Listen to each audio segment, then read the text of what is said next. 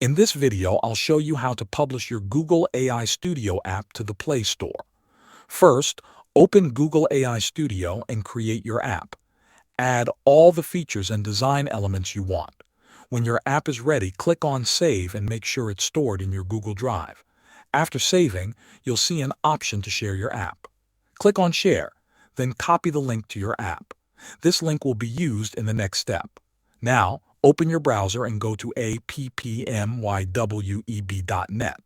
Sign in or create an account if you don't have one. Once inside, click on Create a new app. Enter the name of your app, then paste the link you copied from Google AI Studio into the URL field. This connects your AI Studio project with the app builder. After that, save your changes. AppMyWeb will now generate an Android version of your app. When it's ready, choose the option to export or download your app package. You will have to subscribe to their premium plan to export your app package.